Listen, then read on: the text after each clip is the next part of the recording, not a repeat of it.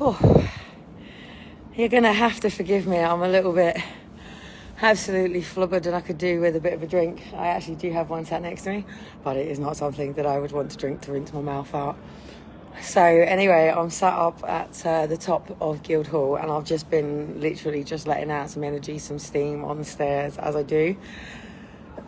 And the barrier has been taken down by, obviously, the people that was barricaded across here to prevent anybody from obviously coming up into this space. But as I sit here now, I actually have a nice comfy chair to sit on. And I'm seated literally at the door of what is known as a theatre, a drama.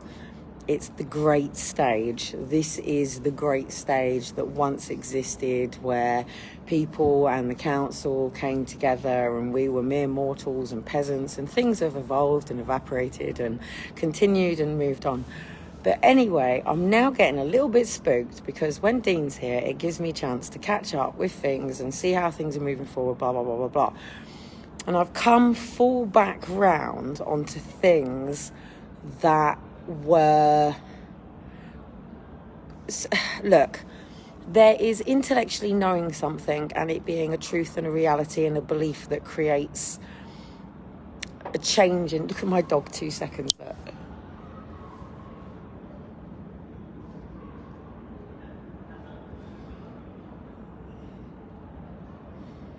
You're right there, Eleanor. You're right there, darling. You're right there, sweetheart. You're right. Oh, she's trying to humpy pumpy. Excuse me. I thought female dogs were not meant to humpy pumpy. She needs to do something. She's getting into season, and she needs to find her mate. Now, let me use dogs for something, okay? In this world, people breed animals, yeah, as you know, right? And it is a business. A puppy from said Eleanor would be £1,000 a piece per puppy if somebody was to basically let a dog hump her. And don't forget, darling, this has to be pedigree to pedigree, okay?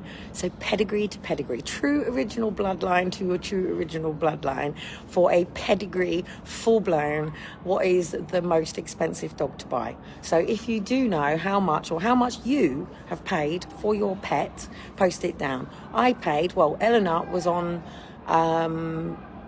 Gumtree for £300, and because it was going to cost me £50 to get there and back in the petrol, she was £250. So basically I have brought a said emotional being, a sentinel being, definitely a sentinel being, brought and paid for, and purchased her to be into a family and taken her from a family that have chosen to sold her. So they've sold her on the basis that they said they had too many dogs, and so Eleanor's gone for sale, right?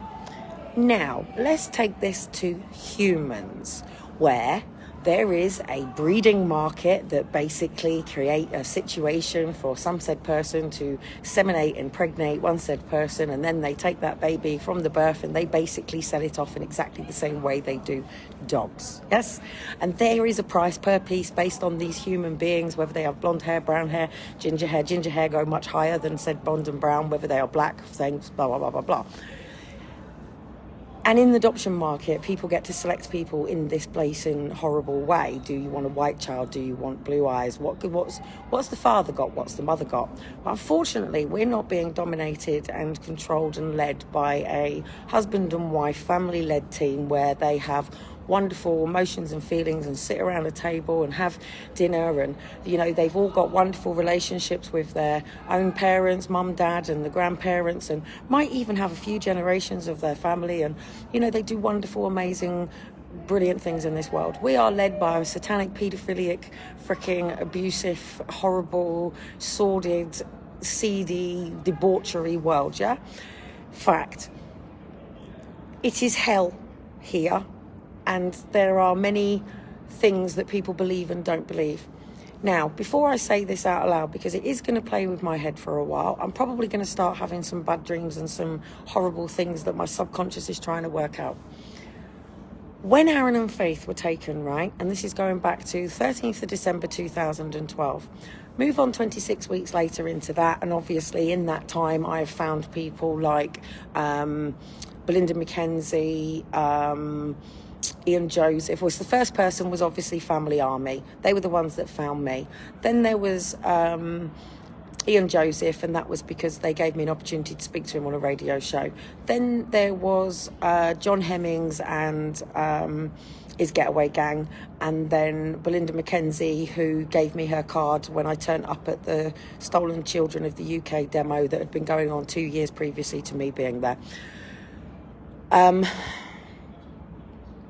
Then obviously within that Mitch came Screaming to Be Heard, where I met Sonia Poulton.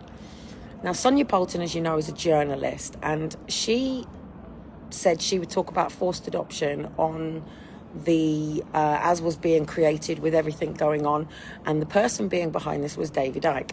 Now, if you all remember, when I first made the decision to leave Leyland and I left my 2 boys with Graham and said, I am getting on a train, I'm going to London, I'm going to find a way to save my kids. Graham said to me, find Chris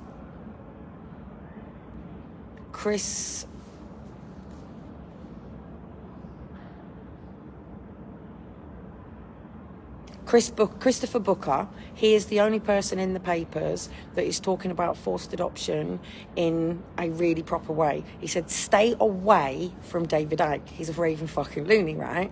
So he'd, with caution, have been where David Icke has been on numerous occasions, but we haven't actually talked. I've actually spoken to David Icke in a different world, in his football world, very briefly. But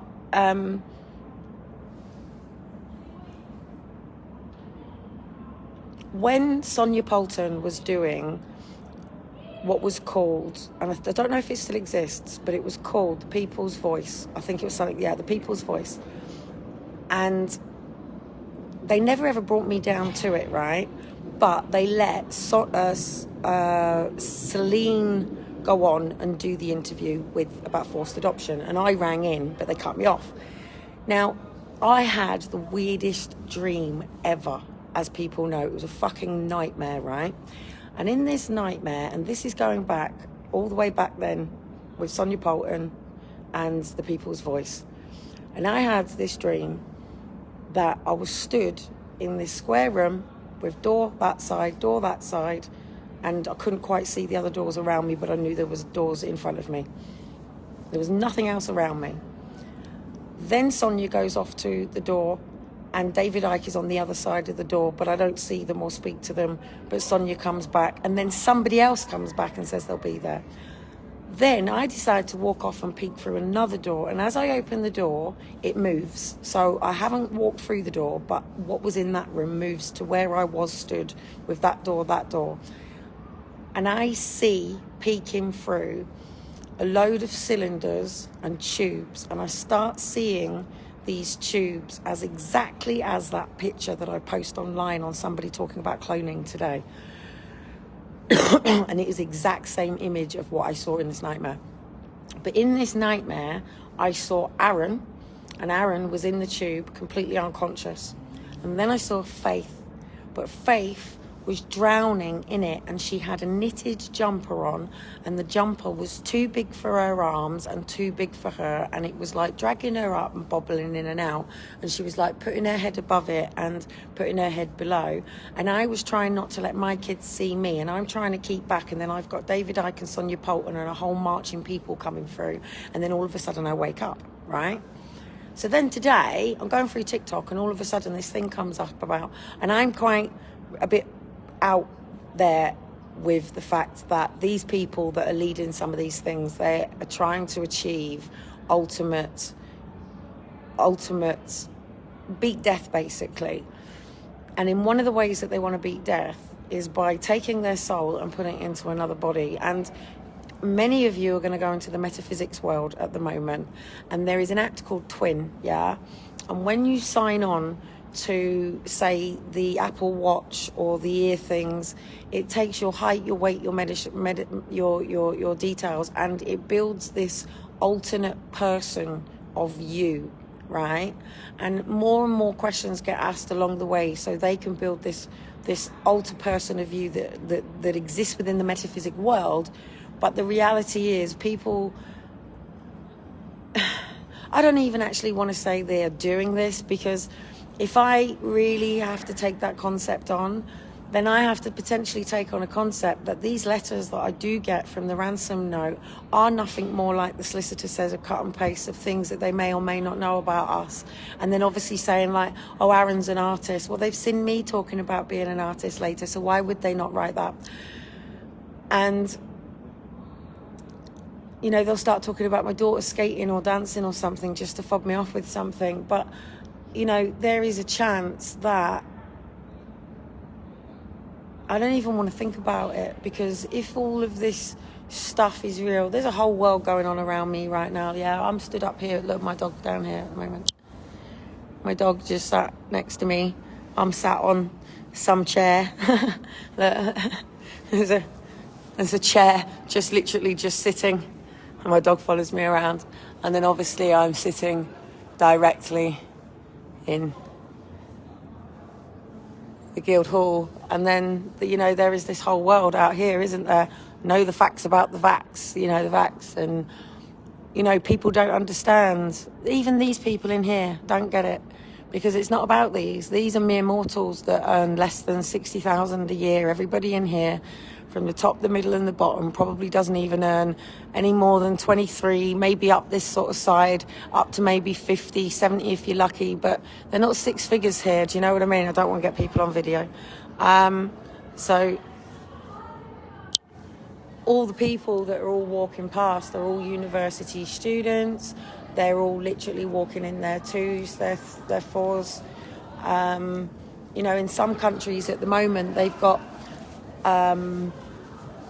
police that will make sure you're walking separated, because they don't want us all talking to each other. And online hasn't really worked as well, because people are talking to each other online. But then I don't want to get into, like, it really pissed me off, because I actually watched something with two other things and a David Icke interview today, and he was talking about, you know, spiritual beings and human experience. It's like, fuck's sake, is he talking about it as well? And it's like, I'm not part of some cult or gang or anything like that.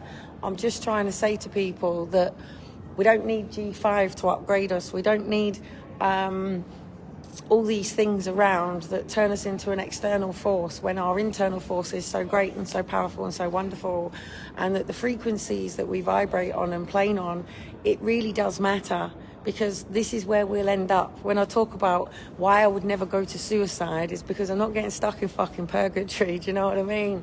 Because all it does is just cages you in. And this is what negative feelings do. And I do believe that the great big powers of bees of people feed off of that. Of course they do. They love us depressed. They love us angry. They love us hostile. They love us fighting each other. I mean, look at the carers now. The carers are fuming. Let me say this before I go. Elena, yeah. Let me say this before I go, right?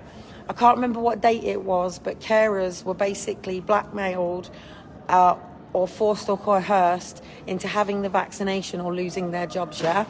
What you've got to remember is most carers don't necessarily finish education. Some of them do, some of them don't. The majority of people go into caring. You get MVQ assessors qualifications through caring, but nurses and doctors go to university.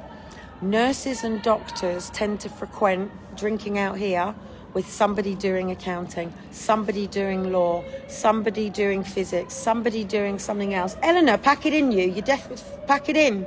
Eleanor, down. Sit. I think my dog's getting in heat. But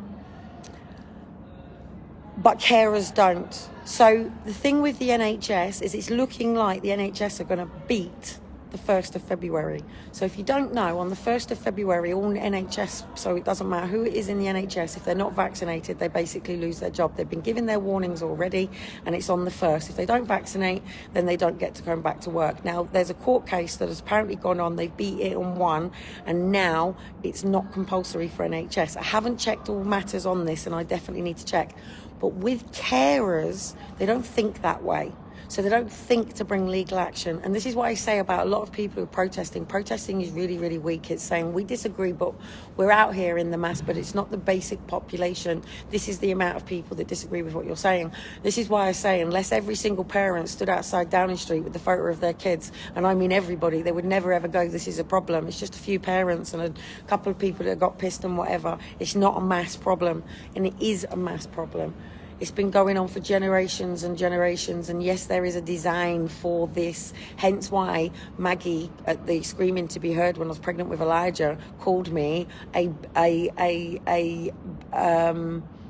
baby making. What did she call me? A baby making machine for the state. And that's what said Josie is. And Josie's fighting another battle right now. She's not got long to go, mate, but she's in the system. I still want to adopt the girl, and, you know, it's still on the cards for that to happen, or foster her, or I don't know what to do.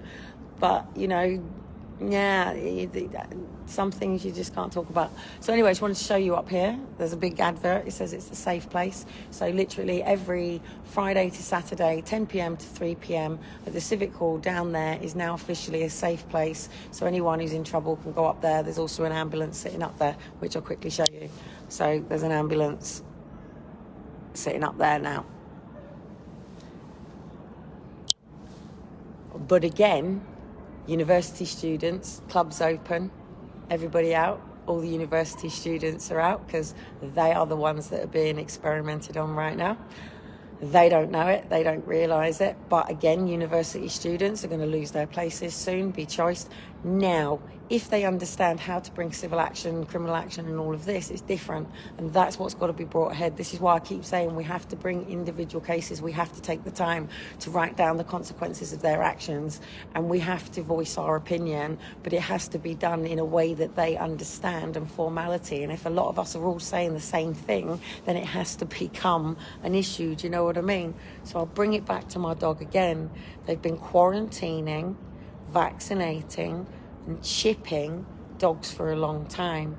Now, if my dog ran off right now, would I want her chipped to be able to find her? Yes, I get the theories and senses into that, and I do. If my sons ran away and got missing, would we want to move into these things? But what you got to ask yourself is, there's always a pinky in the brain behind it, innit? There's always somebody that wants to be the controller and the ruler of the world and defy things and move things on. But the Lord will lift upside the head in a greater way than you can ever understand, because it's like, even trying to explain to people, like people put labels on me. I'm not a Christian. As I have always said to you, Christian was like a swear word, and it was like calling a black man a nigger. So Christian is not actually a really good thing.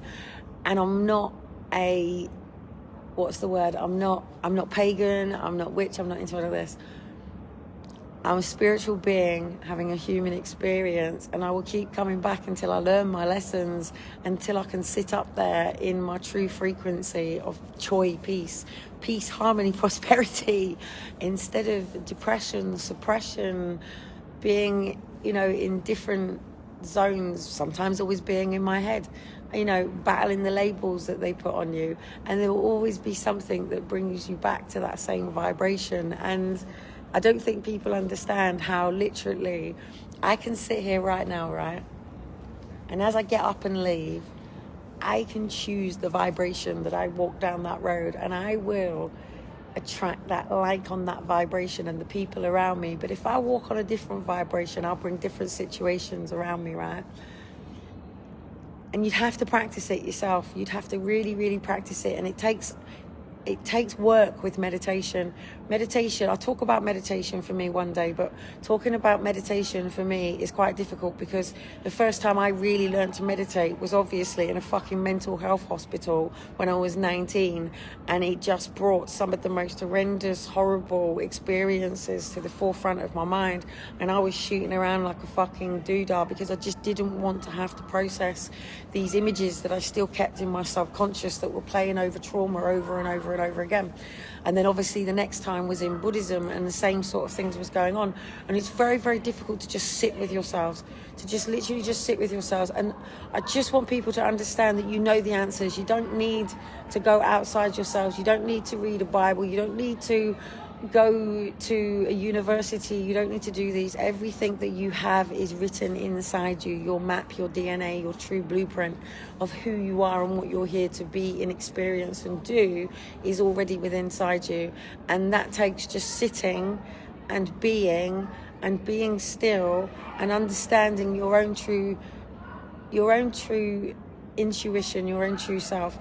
And we will all have these battles. And what people don't see, especially my trolls, by the way, what my trolls don't understand when you see different dynamics of me, yeah, is sometimes I'm in the flesh, yeah, and when my body, as in my physical body, is dry, like even holding my phone, my shoulder is literally fucking killing me trying to hold it up, because in the flesh my body battles this label and existence. As I said, autism, Asperger's doesn't exist anymore, and I used to say to you, didn't I, just because Hans Asperger's decides to do this and call me this, it doesn't define me. And that's exactly the same as I've always said with Mr. Erlos and Mr. Danlos, yeah, and these people that go on to try to study things to a greater depth that they could have never have actually have got to, because you can't just look into one field and think that you know everything about a universal magnet concept and stuff. The greatest thing about sickness is it will teach you about life. The greatest thing about understanding that you have an incurable disease. So when, like, I'm watching somebody who's diagnosed with cancer who's going scatty and scared, once you understand that that's nothing more than your past residual thoughts and actions, and you can change that the moment you take that step and go boomf, that's your only way out of the matrix, really, anyway. But if you want to come out of the matrix and understand the matrix, then, you know, just step back into nature. For me, my battle is obviously with the animals, and, you know, I do have fears of animals. The ocean scares me more than Earth. Do you understand that? Because quite at the moment, we've got most of the roaring lions caged up in fucking London zoos.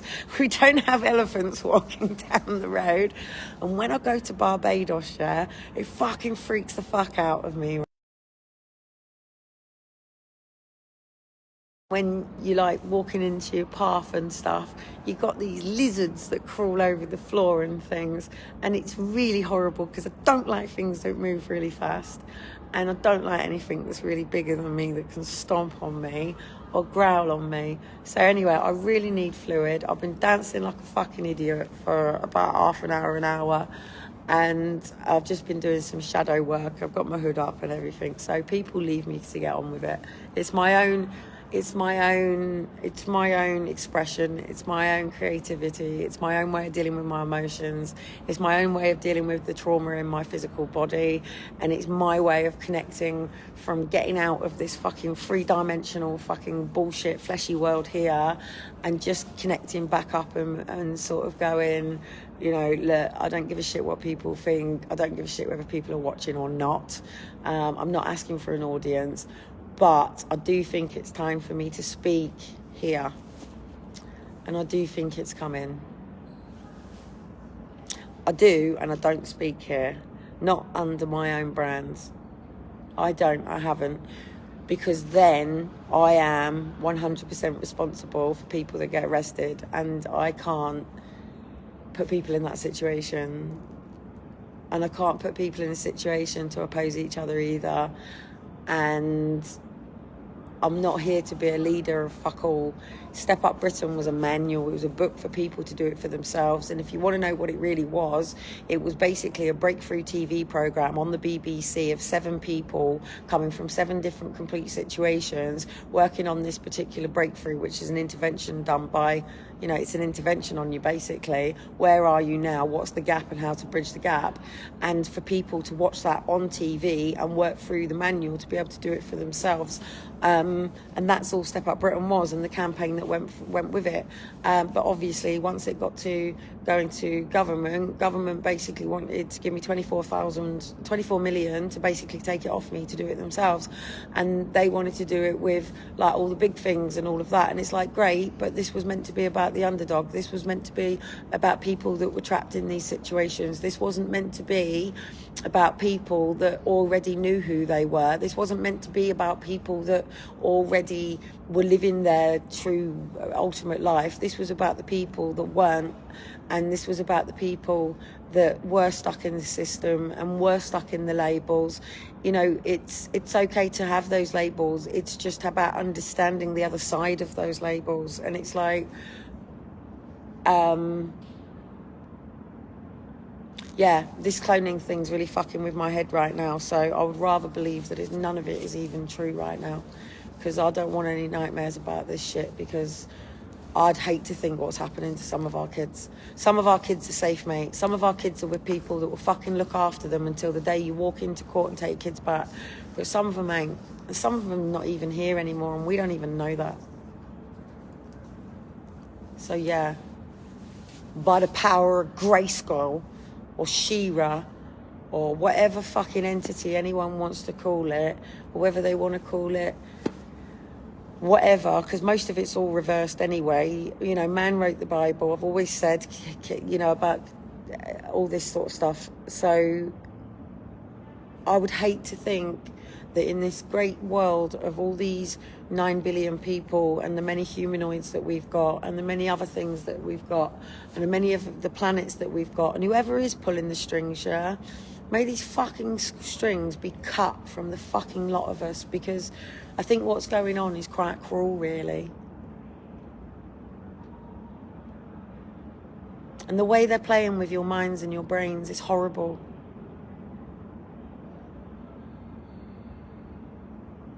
It is. It's horrible. It's horrible. It's horrible to watch.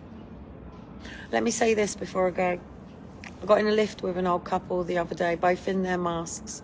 And they wanted me to get in the lift with them. And I said, are you sure? And she went, I'm triple vaccinated and I wear my mask and I've got all this. And I turned to him and I said, do you think all the soldiers would understand the difference now in the bombs and the shootings that went on, and how now they have their wars? And he pulled his mask down. And I said, do you think people understand that this is a bio war? And you know what? He was so humbled when he got out. He was like, thank you, and keep doing what you're doing, and da-da-da-da-da. And he said, and you're right, and it is time that us old men realise what we went and fought for in the first place and didn't conform to this stuff. Because it's about communism. And if you don't know what communism is, Google it. Google communism. Google socialists. Google all of these different words of what all these different parties are, because Boris Johnson had a party, yeah, and we didn't get invited to this party, right? So that means he's alienating people, because the party's for everybody, isn't it? It's all for us to celebrate. Life is one big celebration of joy. So if he's alienating people within his parties, how many people are being alienated within the Conservatives, the Labours, the Green Party? The Green Party matter, Green matters, Conservatives matter, Liberals matter, all of this stuff matters. But people don't want one religion. They don't want one thing in the way that they are getting people to go external for what is already in us.